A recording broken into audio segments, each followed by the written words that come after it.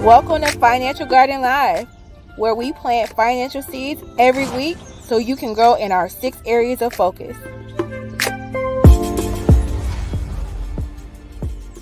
Emotions and money, entrepreneurship, budgeting, banking, debt fundamentals, and investing. I'm your host, Tasha Danielle. Let's dig in.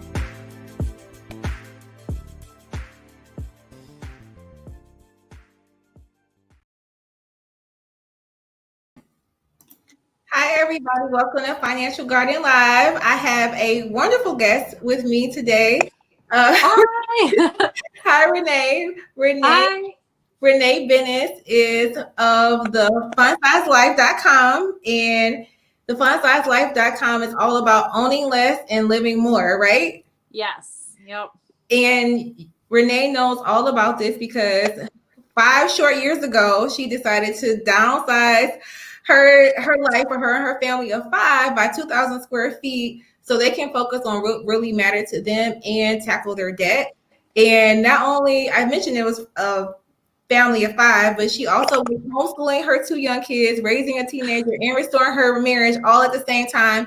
And bonus, she decided to start some online businesses to create some additional income streams to tackle that debt. So that's why I wanted to have her on here, because she knows all about creating money from her home. She doesn't just talk in theory, she actually did it herself. So much so she actually earned $10,000 from blogging and put it towards her debt. So we really have a lot to dig into today. But I really want to mention that Renee is a life alignment coach.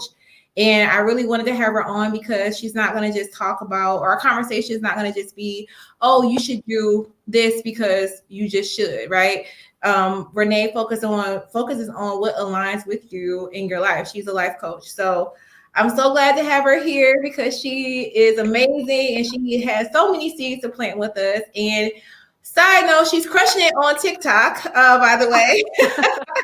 You motivate me to want to get started. I still haven't started a TikTok, but you're crushing it. So anyway, welcome to Financial Garden Live. Thank you. I feel like you make me sound so impressive. You are. Thanks. Now, before we dig in, I wanted you to share a little bit about what was your epiphany that led you to downsize. But first, do you regret downsizing because of the pandemic? Are you like, oh my God, now we all have to be in the house? So do you wish you would have waited to downsize? How has it been going in COVID with the downsize? Oh my gosh, no, because then I would just be stuck cleaning that house over and over and over again.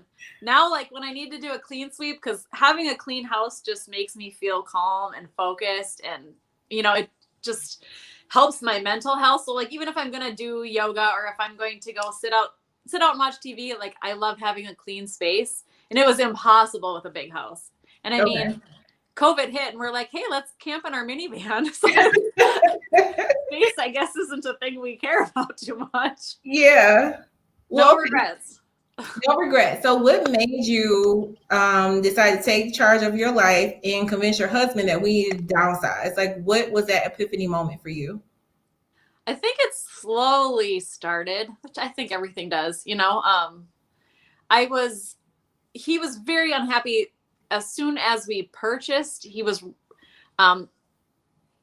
it's a lot with our realtor almost kind of, he would take me aside and coax me into like, oh, this extra payment, it'll be fine. And he told us our payment would be less than it actually was. And so when we got down to actually sign the papers, my husband was really nervous and really uncomfortable. And he almost backed out the day before. I told him it was fine, but I was crying. I'm like, that's fine. We can make it work, So he signed and I said, I'm going to make this okay. And it's going to be fine. We'll make it. We'll manage. It's going to be fine. And we did. We managed. We were able to pay it. But I was spending all my time cleaning the house. We were constantly having to buy things to keep up like yard work or maintain things or something broke. And just those realities of like those phantom costs of owning a house that, we really didn't think about. We'd always been townhouse owner, townhome people. So the association took care of a lot of things. And it was a big reality in that sense. But then I remember also when people would come over and I'd give them a tour, it almost just felt gross after a while. Like, Wow. yeah, it just like, here's another part. I didn't want it to keep going. I didn't want to keep talking about it anymore. You know, the more I did it, the more it felt It just didn't empty. fit right with you. Yeah. And yeah, it was causing space between he and I because he was really uncomfortable in the house. And he was displacing his anger everywhere. You know, which was great. But then at that same time, I guess being home with the kids and things like that, I was able to really read a lot of like self-growth books and things like that. And one of them was talking about how we are not our possessions. We're not the things that we own, but a lot of times we attach ourselves to those things. And it really made me start realizing like, I don't need this stuff. And a big part of why I bought the house, I think a lot of us is, we always drove by the neighborhood, you know, when we lived just down the block. And you think, oh, if we can live there, like that's it. We'll be set. That'll be so great. It's the perfect neighborhood. It's so close to schools and, you know, all the on paper things. Mm-hmm. And I thought, you know, if I have this nice house, I'll have space for my photography studio because I was doing photography at the time. I thought this will make me seem more legit as a photographer, which I hate to admit. And that's something I just started talking about. But part of me thought the house would somehow make me more valuable as a photographer and people would take me more seriously in that sense. And having that concept of I'm not any of my things don't add value to me. I add, you know, like I need to find that value in myself. So I started getting rid of things. I started doing the minimalist thing in the house. And then I realized like I'm allowing this house, this need for a certain status, take charge over my marriage. Like that's so silly. What's most important to me? It's not a house, you know? Well, that's the story for a lot of married couples who realize that they're living paycheck to paycheck just to keep up with appearances or just because they feel like they work so hard and this is what success looks like. So yeah. I do get that from couples who want to do one-on-one coaching with me, which I don't really do, but I will do it when people really, really press and ask upon that. But if you are watching this and you are married or you know someone who is married and they don't like to talk about finances, this is something that they should really tune into because Renee is being transparent about that. We talk about additional streams of income, but I like the fact that you shared that you really wanted this house. Your husband was uncomfortable with it. Yeah. And you guys got the house and you were making it work. But even with that, you know, there was tension because he didn't never really want the house. And then you spending all this time cleaning it. And then you don't even feel comfortable showing it off to everybody after a certain point. So I think that's so important to understand that we hold this idea of what success is, and then you can get it and then be like, this doesn't even make any sense. Yeah. And it doesn't feel good. You know, it just didn't feel right. Yeah, go ahead. So when you decided, okay, it was a slow roll into that, like you started doing you were focused on minimalism, downsizing, getting rid of things. How long did it take for you to say, okay, we need to sell this house and we need to look for a smaller house? Probably, I guess I don't know really when it started. We were in the house for not even like 2 years, maybe 2 years. And I said, let's just sell the house then. If this is a problem, if this is what's the problem, then let's just be done with it. It's so silly to have something like a thing, an object, a materialism thing take the place of our marriage and our family. And, you know, that's ridiculous. So, I mean, 2 years just being in the house, I can't say when I necessarily started changing my mindset, but it all happened really quickly. And I'm a really stubborn person, so I made it happen even faster. So. Okay, so I think that's important for the backstory. So you mentioned photography, and I like your transparency. I follow you on Instagram, and that's how I asked you to come on for being social media besties. And I love this fun size life on YouTube, and you're very transparent walking through all this stuff. So if you really want to understand the details of that, be sure to check the Fun Size Life out on YouTube because Renee really goes in depth, and you get to see her family, meet her family as well. Yeah.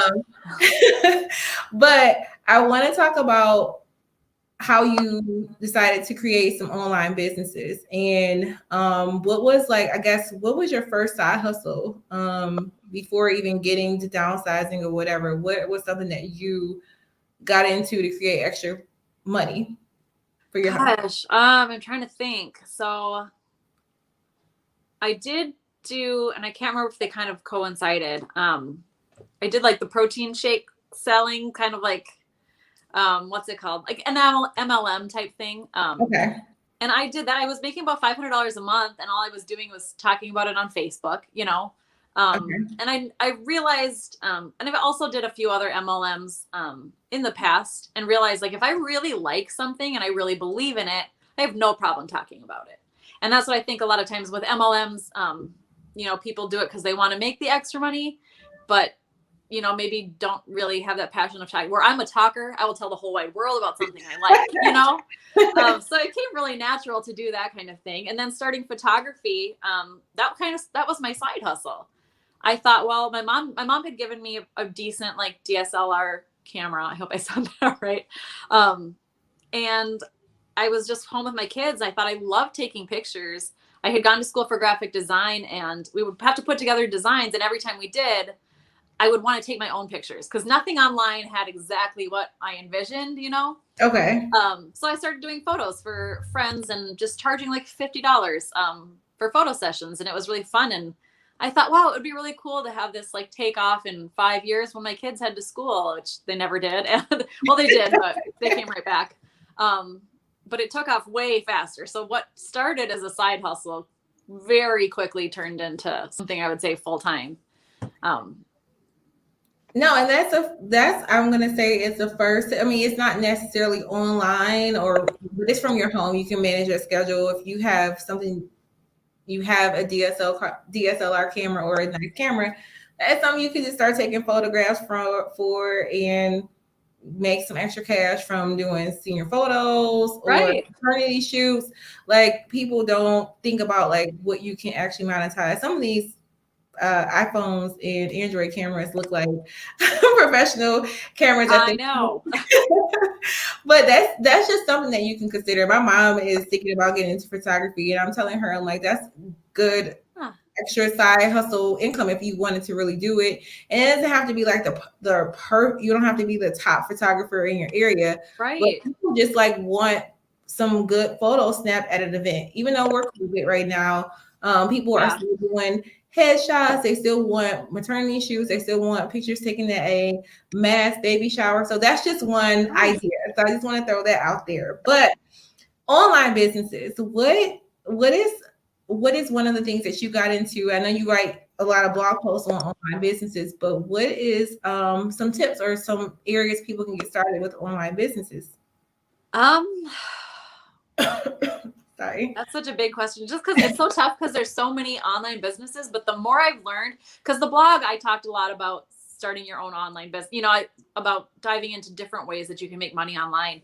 And I really so strongly believe that if you have basic computer skills or any sort of skill, you can start just about anything. You know, I think you can jump onto Instagram and just start marketing yourself and showing up, showing your skills. And start connecting, like I connected to you, you know, you start making connections and building those relationships. I think you could do it that way.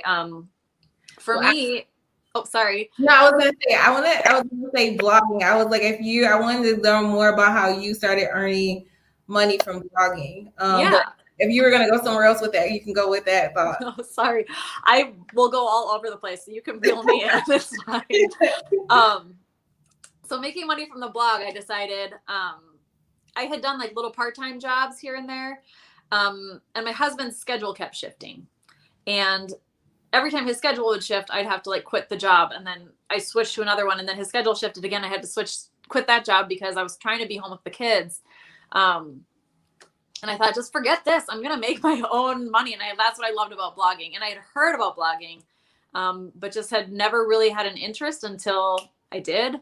But what I did was invest big time. If anybody wanted to start a blog, I invested in training because I wanted to know what the heck I was doing. I didn't want to spend my time figuring it out. I mean, in anything, you're going to have to do that. There's going to be times where you fail, but I invested in training. I got myself a website, and I just started sucking at it, right? Like big time. They were so bad. I think back and it's like all the old ones have been deleted and gone, but like, I think that's so often a fear that people have of starting any business or an online business is, I'm going to be so bad at it. Or, like you said with photography, you might not have the best pictures. I definitely didn't have the best blog posts, but just starting. And I went into it with the intention of, I want to monetize this. So I want to start it the right way. So I started adding like affiliate links, was my main source of monetizing when I first started the blog. So if you're just joining us right now, Renee is talking about how first we talked about photography and how she started off side hustling that, and that really took off. And now we're talking about blogging. Renee made $10,000 from blogging alone, but it wasn't just like she just hopped on and just started typing and just $10,000 came in. There was some work that went into being able to earn that amount of money. So if you're not familiar with what blogging is, it is pretty much like your online journal on whatever you want it to be, whether it's fitness, which I know you started off doing fitness, right? I did. Yep. Okay. Fitness and recipes. And some recipes. So, okay, you said you took it down the first post, when you first started off, it wasn't the greatest. I guess, what did you start with? What topic did you start with? I already said fitness, but what made you like want to improve more? And you said the trainings and affiliate marketing. People may not know what that means. Yeah, so I started with fitness and health because at the time I had done like a holistic nutrition, but I felt like I was coming from like an inauthentic place because it felt really forced writing those types of posts.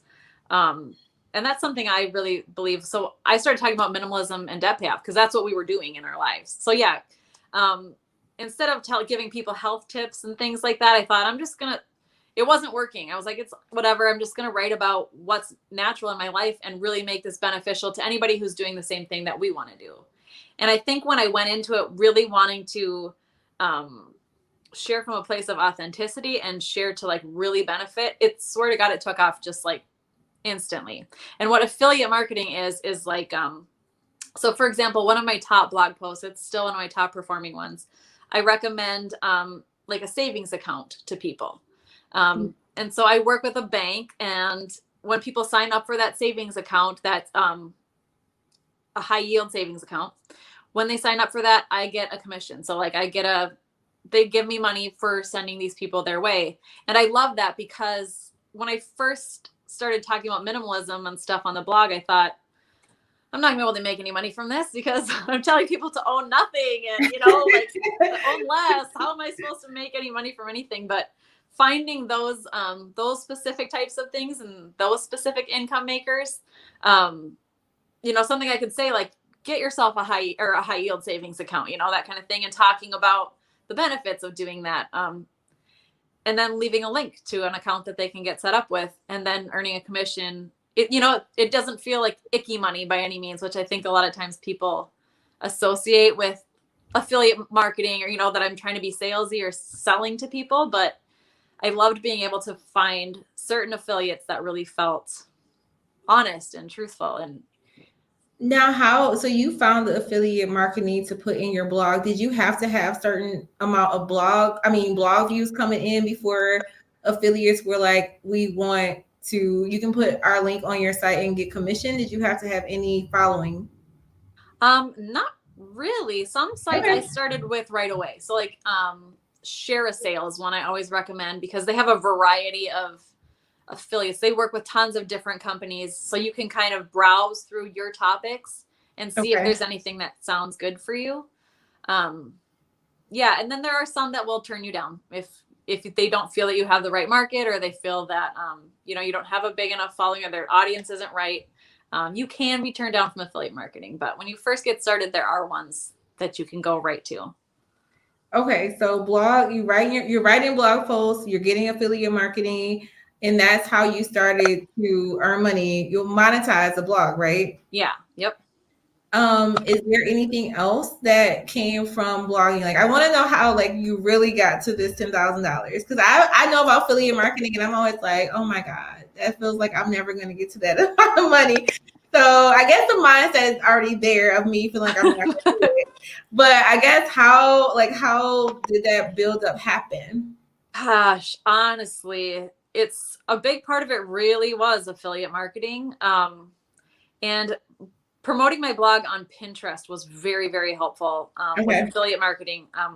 So honest, it's one of my biggest, like the biggest sales or whatever they had of affiliate marketing was like just recommending Ibotta. So I think everybody's probably heard about Ibotta at this point. You know, it's like the shopping app, and when you recommend it to a friend, you get $5, that kind of thing. Like Ibotta gives you $5 for recommending. So I had a post where I showed Ibotta. I showed how I doubled, used Ibotta along with Target Cartwheel. So I snapped pictures and, you know, really put my effort into it. And that's what is so important, I think, is creating something that's helpful and beneficial to somebody. But created a blog post that taught people how to use Ibotta and how they could save more by using it with Target Cartwheel and coupons and things like that. I made over $1,000 in 1 month just recommending Ibotta. Yeah, it was insane, you know, like, so, I mean, and then working like with some of the savings ones and things like that, you know, it can end up being a couple $100s a month. Like I said, when you've got certain blog posts that are performing well. I did use Google ads at the beginning too, which was maybe about $300 a month by the end of it. And then I was able to up to a better ad company, which I wish I would have known about sooner. I didn't know they existed. And I thought about ads, that there was that part of me that was, you know, feeling like our ads kind of gross, but also believing, you know, people don't need to click on them, and they are there. And it is another way for me to monetize. And then I also started creating my own products too, which helped get to that 10,000. Okay. So if you're thinking about what can I do from home, like literally ground zero, Renee pretty much just said she started from what her passion was. At the time, it was fitness, and then she was like, "Let me talk about like what's going on in my life and being transparent." And she made money just from doing that. Now she did put a lot of effort and time into training so it could be a quality blog site. So that is something to think about if you are whatever you're thinking about doing online, especially if it's blogging. Look for some online trainings that can offer skills so you can get better at it, and you don't spend all your time YouTubing and Googling everything to death. Yes. To figure out how to master it. Now I know you have some products. Do you do any classes on blogging or anything like that? I do. I have a blogging course that for anybody, I'm not trying to toot my own horn, but I guess I am. I put like everything into it. So like I said, I think whenever you show up from a place where you really want to serve and you go overboard, I think things just go better. That's what, as much I learned the fundamentals of how to make money from a blog, but when your heart's connected to it, you know, when there's a little bit more behind what you're writing and what you're sharing, I feel like those are the posts that always have done the best for me. And that's what, when I created a course called the Stay at Home Blogger. So Stay at Home Blogger course. And it is like every single thing that I could think of that anybody could need, from starting to growing their blog in like a really big way. So it is a resource that's out there. And I know you mentioned like you were like, I don't want to be too salesy or adsy in there. Like, so, and I get that makes sense for who you are. And I do know in like one of your recent YouTube videos, you were saying like whenever you felt like you had to rush and just put something out, it never really worked, right? But then when you sat with something and, you know, really put time into it, and like we're really, you know, not I'm saying like anything wasn't honest, but really opening up. Yeah. We tend to in the posts that did the best, right? Yeah. Yep. So yeah, if you're thinking about it, thinking about blogging or something, just keep that in mind. And I want to kind of shift that into the next topic as far as like, well, not totally leaving from online businesses, but I know you talked about putting money into starting your blog, right? And then Yep. you had that scarcity mindset at first, like, well, I want to make money. I don't want to put money into it. Like, Right. I want to spend all this money to make money, but you want to share a little bit more about how that mindset can hold you back from actually producing additional income? It can hold you back so much. And I can see so many times in my life when it did. But that's what, when I started the blog, we were paying off debt. We were coming down from that big house. Like, I started it in this house after we had moved in and were settled for a few months. But yeah, I said, okay, taxes money, when we get our taxes money back, I was like, I'm going to use I think I took it was just $300. So, and invested in maybe like a little keyboard for our iPad or something so I could type from it. So that's what I started with, was like an iPad mini. That's wow. How I started the blog. It was so frustrating. But I started with that, and then I paid like another $100 for a course. You pay another $100 to get your website set up. But I said, I don't want to fool around. I want it to get set up the right way. But I think so often, and anybody I ever speak to about them wanting to start a blog or any online business, is that they're afraid to put that money in and invest in it. And I think it is that scarcity mindset of holding back. But I also think it's a limiting belief we have in ourselves, Yeah. It makes it real, or you don't have that faith in yourself. So you don't want to invest in yourself because you think you're not capable, And besides, if it's not blogging, even if it's photography, it is going to, most times, it's going to take you, whether you spend the money to learn the skill, if you don't spend the money to like just get the package handed to you and follow it directly, you're going to spend time researching it. So yeah. Anyway, you're still going to be putting time and money, time and or money into starting this. So I know you downsized, you sold some things online. In the process, do you have any tips for anyone who wants to like maybe start selling stuff online as a way to create any additional income, or any sites that you recommend over others? So yeah, we sold a lot, which when we first moved, we obviously had more to sell. I think Facebook Marketplace has been amazing for me. When I have like a bigger item, like a furniture item, I'll go to Facebook Marketplace. And when it came to like electronics, so I had those old little outdated iPods. And for a while I would let my kids iPods. Yeah. Remember? But we kept them, and we thought, well, our kids can play like little learning games on them, or something like that. Like, they served a purpose, but then they get to that point that they're useless. But people will still pay money to have an old cracked iPod. And the Mercari app is what I used to get those things out of my life. So. Okay. Okay, so that's selling things, blogging, talked about photography, which is not online. But if you are good with editing, you could work with a photographer and edit stuff online. That's another skill you could pick up. I did that. Yeah. Did you, I know you said you went to school for graphic design. So what are some things that people may not think that they can monetize, that small business owners are looking for to grow their social media or anything like that? Honestly, and that's what I've been working with. So I've been doing coaching where people are starting up their businesses, and one woman really wants to do social media marketing and just helping people run their Facebooks and their Instagrams and things like that. And then other people who do the copywriting work, so writing emails for people or answering emails for people. Yeah, editing photos for people, editing YouTube videos for people, editing podcasts for people. There are so many ways for you to use skills online these days. It just blows my mind. I think there are so many sites to reach out and do that. So yeah, personally, I've had someone scheduling my Pinterest pins. I had a girl doing that where she was creating new Pinterest pins for me because Pinterest was really wanting new pins, and I did not have the time to create all of them. So she would create them and then schedule them, which through a Pinterest scheduler. I know not everybody wants to talk about that, but I'm not a diehard Pinterest person, but I know a lot. Obviously, Pinterest is huge, so a lot of people love it. But I don't know. I could never get into it. it's super helpful to bring traffic to a blog. So definitely that's something I should add then.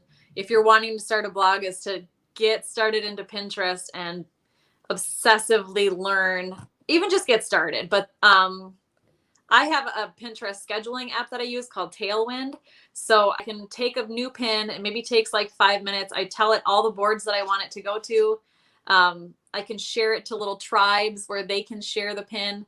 And then my Pinterest will share that pin as if I'm repinning it whenever I tell it to. So right now I'm pinning, guys, that kind of thing. And I'm all about that, making things automatic if you can too, so that you can be really hands off with everything. And that's what I love about the blog, is that it can be very passive income.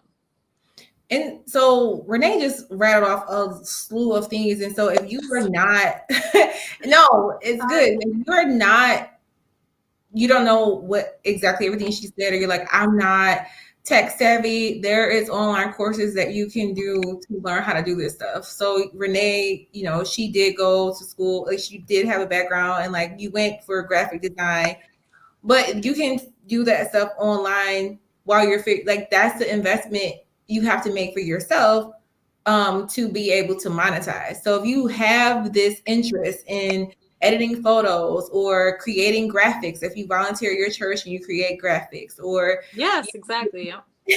Yeah, if you watch a lot of YouTube videos and you see that there's captions on it or whatever, and you are just like, how does that happen? Or I could transcribe that. You're good at writing. There's so many things to look into to make this money from your home. And I know a lot of people may have heard of Fiverr.com, and some people are like, oh, it's not really the best site to try to get leads on, but that is a start. There's so many freelance websites for digital skills. It's so needed, because like I just said, if you have someone who's a photographer who doesn't know how to edit and has no interest in it, and you have someone who's great at editing, you're just making money from your home, and you can set your own hours to do this. So pay a few $100s for a training and start doing this in your home.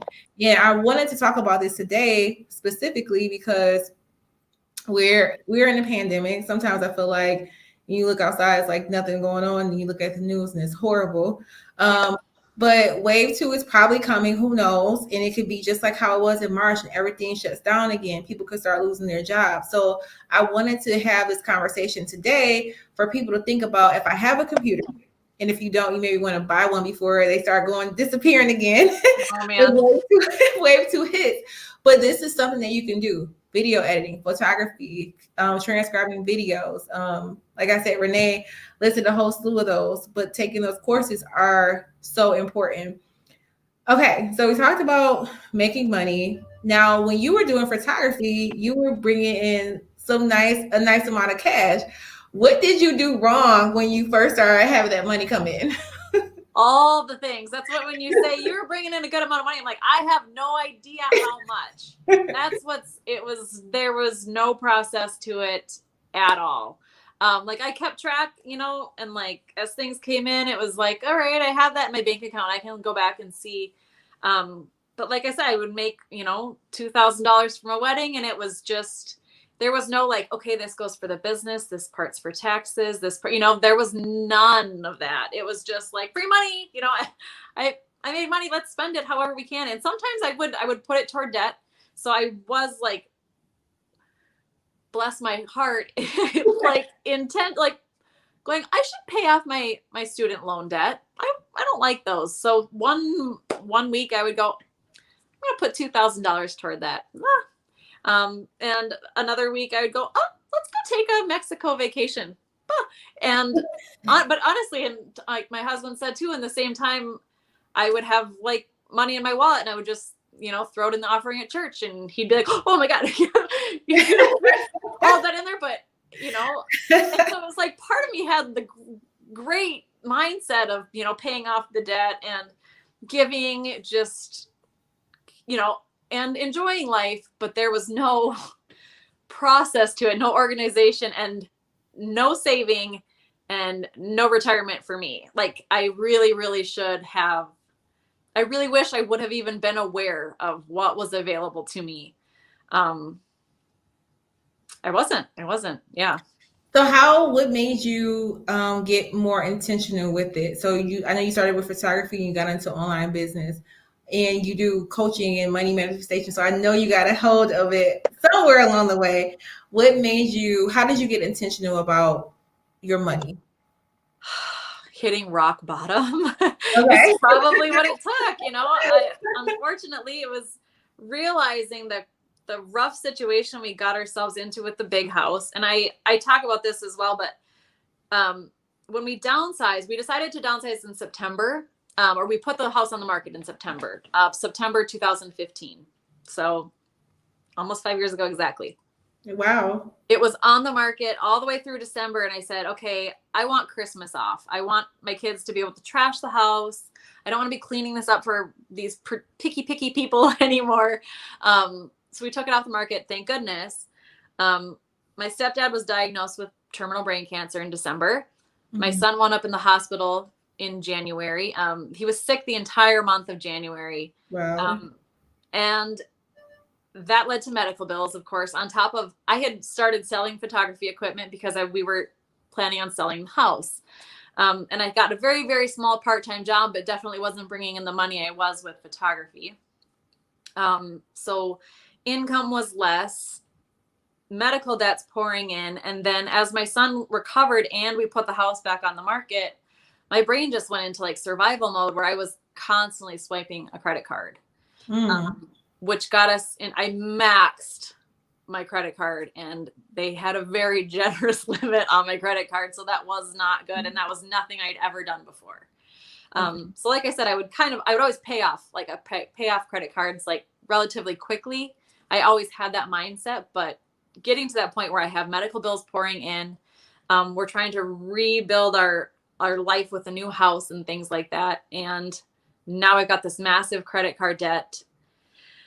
It was like something has to change. I don't want money to be in control of my life. Or, when you're feeling that stress around it, it feels so silly that I let something that has no emotion or feeling or movement take over for me. And so talking about investing in training, finally purchased Dave Ramsey's Financial Peace.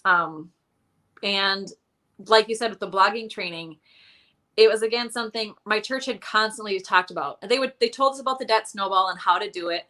And it was like, okay, I get that. I know how to do that. And they would say, it's $100. Come join Financial Peace. And it was like, how dare they ask me to pay $100? Let's go get some lattes. Don't they know that we're broke? It was like, the audacity that they would even charge me when I really need money. It was like, yeah. So we finally. I'm laughing because some people say that who would take it at their church are like, if it's not free, some churches sponsor it, some can't, and they're like, why do I have to pay? Some of them have the attitude like, if I'm tithing, why do I have to pay for this course? So that's why I know. That's why I laugh, because I hear that. That's why I had to chuckle. But anyway, I did it. You can laugh because it's so ridiculous, and I wish I would have. But so when you hit that rock bottom, and did you join Financial Peace at that time? Was that the turning point? Sorry. Yeah, I would say so. I think we started Financial Peace like right after we moved in here. Gosh. Oh, maybe not. I think we did the debt snowball because we had heard about how to do that. That was something our church had taught us, and I always remembered. So we applied it and did it. And then our house sold in May. We moved in here in May. That summer, we paid off $6,000 with the debt snowball.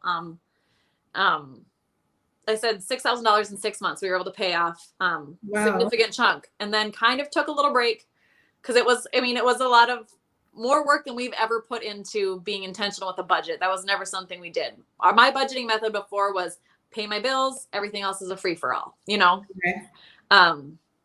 So for people who don't know, what is a debt snowball? Yeah. So the debt snowball is taking your smallest debt and applying an additional $200. And again, that was part of the resistance in me when they would say that. I'm like, I don't have another $200. Where am I Mhm. supposed to come up with that money? It's there. It's there. If you're spending it, if you're constantly struggling, I promise you there's a way. And if it's not in your current budget, there's a way to bring in extra money, um, you know, very easily. Like I also did dog watching. I think that was something I did through rover.com, and I would bring in about $200 a month, especially through the summer months. So instantly there's money to apply to your debt snowball. But applying that to your smallest debt, and then continuing to make minimum payments on all your other debts. And then once your smallest debt is paid off, so for example, I think we started with an Amazon card, so it was $30 a month, Mhm. and we would pay $230 a month. Once the Amazon card was paid off, we took $230 and applied it to the next biggest debt that we had. So say our next biggest debt was a $50 minimum payment, we were now putting $280 toward that, so until it snowballs, eventually you're paying more and more and more, to pay off that debt. And the only switch that we did personally was, I had my student loans, 2 student loans, and our car, and they were all very close in the amount we still owed, but we owed a little bit more on our car, but our car payment was $400 a month, um, minimum payment. So I figured and I did the math and figured out that if I could pay that off quicker, then I would get that $400. I'd be able to pay off the other 2 even faster. So that's the only little shift we made in our debt snowball. But otherwise, we pretty much followed it to a T. Well, I mean, you started with a debt snowball and then decided to do financial peace. But the whole thing of it is, like you said, you hit rock bottom before you got to that realization. So if you're watching this and you're like, I am here to learn about how to get extra income. Listen to Renee. She's saying that she had the extra income coming in, and then life happened, and then she was like, "Oh my God, I wish I would have planned a little bit better with my money." But she learned how to do it. Her and her husband, that snowball, and then Financial Peace University. So Yeah. we are coming to the end of our time together shortly. I want to know, how do you talk to your kids about money? Okay, so we actually kept going with the Dave Ramsey. They have Financial Peace Junior. So Dave Ramsey talks about paying your kids for chores, which was something I was adamant about never doing, because I think, there's a part of me that's like, they should just help, right? But I started when they were younger, so it's been a few years where I'd give them 10 cents if they did the dishes, and to them they were like, ooh, so exciting. And they get a little chore chart and they can check it off, which I never did chore charts either, but Dave Ramsey made it. I have it on my fridge. We still have them, and it's been years. And that not only taught them how to count money, because they get 10 cents, 10 cents, 10 cents, 10 cents. So they really learned coins and adding. But the Financial Peace Junior also comes with a give, save, and spend envelopes. So you divide up the money between give, save, and spend. So we, when they're making like $1.50 a week or something like that, when they first started, we would maybe do 50 cents and save, 50 cents and spend, and then 50 cents and give, or something like that. And I love your book. I tried to buy your book from my phone and it wouldn't let me. So I'm like, oh, I would love to read this. So I'm like, I have to do it on my computer still, because I don't have my PayPal password handy on my phone. Well, that's a perfect segue, because 10K with Amina is on the screen right now. So that's our initiative to teach 10,000 kids before the end of the year about entrepreneurship and how to reach financial goals. So it journeys a little girl starting her business, which we're talking about adults starting their business. Yes. Well, Financial Garden teaches kids about money, and obviously adults, because we're doing the live, but it's a focus for them to understand they can reach their goals by not just saving, but investing in themselves. So head over to financialgarden.com to purchase a copy today. So I will. Into there. But no, I've heard so much about Financial Peace University, but not a lot about the Financial Peace University Junior. And I would say my mom, growing up, like, I have an older brother, and she had a chore list for us, and we earn our allowance from doing that. And if you had to have it done by that day. So if you didn't have it done, you could not earn money from that. And we could steal from each other, right? I could steal a chore from my brother, which my older brother was a little lazy, so I was always stealing his chores because I would wait. I'm like, you were supposed to dust on Wednesday. I like that. Yeah. The harder worker, you know, if you're willing to go above and beyond, you get a little bit more. Yeah. And so I was doing that. So I'm like, that taught me the sense of how to earn money. Yeah. And I know, and I hear this from parents too in Financial Garden, they don't want to pay their kids to do stuff they should be doing. They should be making their bed. They should be, you know, helping out with the dishes and doing that. And I'm like, okay, I'm not going to, you know, share my opinions on parenting, but I'm like, what can we do outside of that? If you think that they can clean the house, what can they do? Do you have something they can help you do outside of cleaning, like the core common areas? You have a small business they can help you with, or if they do stuff in the house, if they help you clean the car, is that something they can earn money? You have to create some type of way that they can earn some money in the house. And it doesn't have to be a lot. You just share, you're paying 10 cents and they're learning how to just do these things. And it's important for them to understand how to earn money so they can have it and know how to spend it at a young age. Now, I know you have a teenager. How are the money conversations with your teenager? Are they a little different? Are they still doing the chore chart, or little different conversations? They are a little bit different. So I will say that's what I want to get your book, and my kids started their own little business. It was called Poop Patrol. They went around and picked up dog poop throughout the neighborhood. So they had two different neighbors for a while, and then they've been let go from both positions. But but now, and that's kind of tough. You know, when COVID happened, I was like, well, how can we come up with a new way for you to make money? You know, because most people are home and they're picking up their own dog poop now. But so I love that, and I really want to get the book because I know my kids would love it. Because they both are natural little entrepreneurs now. They're always thinking of ways to make income.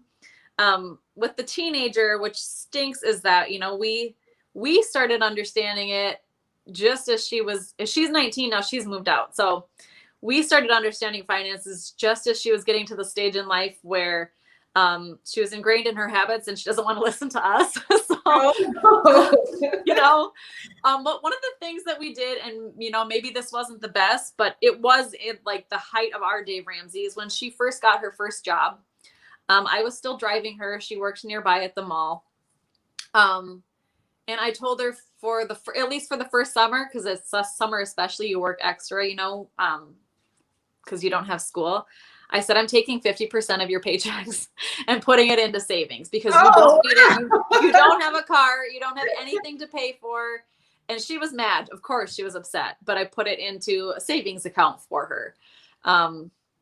And we've done our best to, you know, talk to her financially. And she still doesn't have a credit card, which she doesn't have that trust in herself that she could handle one wisely, you know, and I know some people disagree with credit cards. Some people, you know, think you can use them smart. And I definitely think she would be someone. I think most teenagers, you know, if you don't have that strong knowledge growing up, you tend to be a swiper. So she's stayed away from those. And she's doing okay now. She's on her own, and she's having that realization of like, oh, I really should have listened to you guys more. You know, her car went out and I was like, well, your savings is pretty low, you know, that kind of thing. And she's going, oh my gosh, I thought I wanted to do better. You know, I wanted to put that money in there, but I also wanted to shop online and, you know, but I love that she knows that she can come here and be like, okay, I've told her multiple times, if you ever want to sit down and let's figure this out. You're there. Yeah. So what I want to say about I like that you said, like, when you guys got on your journey to financial freedom, she already had her ways in her mindset set. And I share that with so many parents because they think, I teach literally kindergartners about money. Yeah. And they're like, kindergartners, is that what age? I'm like, really, you should teach them about money, like when they're learning about numbers and math. Because they buy me this, they should be learning about money, just the concepts of it. Because like you said, like you had a teenager at the time when you guys started, and she already had her ways, right? Yep. So Yep. the earlier you talk to your kids about money, the better. I just wanted to throw Oh yeah. that there. 100%. I could not agree more. And that's what I see, that my little ones have a better understanding. And I love that that giving is included in that Dave Ramsey thing. Just because it keeps, and they get to choose who they want to give it to, or where they want to give it. And it's just a natural thing, where I grew up feeling like if I put money in my savings, that it felt like I was taking something away. Like I wasn't getting that money. And so I love that it's just making it automatic for them. You just automatically put money into savings. There isn't a fight. They're not throwing a fit about it. It's just what you do, Right. They don't feel like they're, like you said, you felt like you were missing out on something, but since they've started so young, it's just a part of their innate DNA as far as like, oh, it just goes here because that's where it should go. Yeah. And And we kind of, which is maybe terrible, but I'll go into like their savings accounts online and be like, oh, your brother's got $10 more, because they can save from their birthday money and Christmas money, that kind of thing. Like they have the option to add more from like gift money that they've gotten. So if I say like, oh, man's $20 richer than you, what are you going to do? It's kind of fun. Then they get to see that number that's in their savings account and associate it with like, that is my money, and look at, it's there and it's for me and it's going to serve me, versus like it just disappearing from their lives kind of thing. Yeah. My grandma talked to me about money when I was in preschool. So I've always had this very like straight and narrow mindset when it comes to money. So I understand that's not the norm, which is why I started financial guiding. When I was paying off my debt, my friends were like, debt's going to be there, right? And I'm like, well, I'm going to set this goal. I'm going to reach it, because I started that so young with my grandmother. Like, so for me, when I was saving, I had like my passbook savings, which they definitely don't have those around anymore. But she would say like, what do you want to buy? Or what are you saving for? So that was a conversation. I got my first car from that conversation and having with her. So when you're teaching your kids to save, I like the idea of creating that competition. It was the same with my brother and I with yours. Like you can still more money, and also create some goals for them too, like to think about. So parents, if you're watching, as far as like saving, like Renee saying, they know that money's there. They see it. It's not just gone because it's all this bad thing saving. They're seeing it grow and knowing what to do with it. So I think that's really important. Right. And that's what they both have, high yield accounts, or like kid high yield accounts. So we'll kind of go in and be like, oh, you made like $3 this month or whatever it is, but they get to see that small amount as it builds up, which is just, for them, any amount is super exciting. So that's another little thing we do. But yeah, I love that I found you, and I love that you're going into schools and that you're teaching this stuff. I think it's so important. Thank you. Because people say, they don't really talk about money. Thankfully, I did get one of those rare classes in high school. It was because I couldn't do any other form of math that they put me in a class that taught me how to budget. Good. And pay my taxes. But even still, I was that teenager going like, they're trying to make this harder. My washing machine won't just break. Yeah. They would do things like that where something goes wrong and you need to have the money. And I'm thankful for it, because it did give me some basic knowledge, but there's that still stubborn part of me that it was like, didn't believe it. You're kind of like, this is not my life right now. This isn't important. Like, I don't have a desire. And so another good segue for financial guarding, because I created the curriculum to make it realistic, right? So I do have some scenarios like that, but this is like real world, how I talk to teenagers in high school, how we went through how to make money online. We have it, how can you make money from your phone? So they're on their phone all the time. A laptop is foreign to them unless they have the Chromebook in their classroom, right? Yeah. So like, how can you earn money? Not every teenager can get a job. So now, okay, let's talk about your checking account. Everything's not just a cash app or whatever. What's the difference between that and having your own account?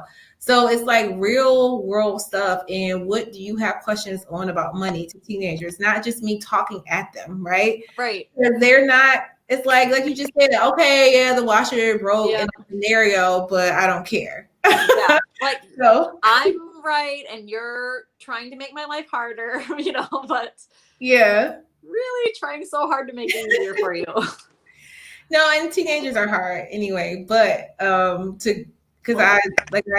mom, when I'm teaching teenagers, I'm like, I just apologize because they Yeah. really think they know everything at 15. And I'm like, you have no idea. And now I get it. I know why my mom was going crazy with me when I was growing up. But Oh my gosh, I know. thank you for that because I really do work hard with Financial Garden. And I started doing the lives because I do work with parents, with the kids. What the cool thing about Financial Garden is when the kids are learning it in school, they earn fake money. It's a similar to like Oh, fun. having save, give, spend, and grow in Financial Garden. Yeah. Go home and talk about money and how they're trying to save for this, and their parents are like, "What are you talking about?" You know what I mean? And Yeah. they would come and talk to me about money, like, "Well, I have this question." So it started being like, you really plant that seed with the kid, and the parents are going to come.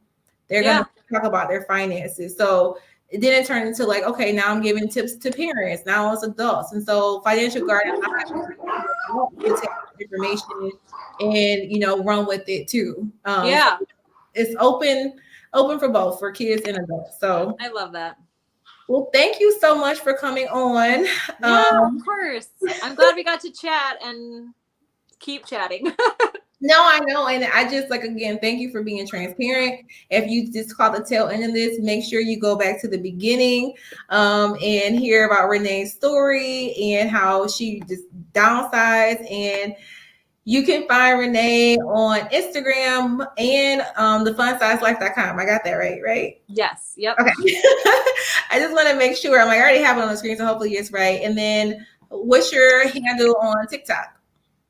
It's Renee.Venice. So it's the same as it is on Instagram. Okay. And it's Renee.Venice on Instagram too. So show Renee some love and make sure you say hello to her on Instagram for Financial Garden. And I will see you all next Thursday. All right. Bye. Thank you so much. You're welcome.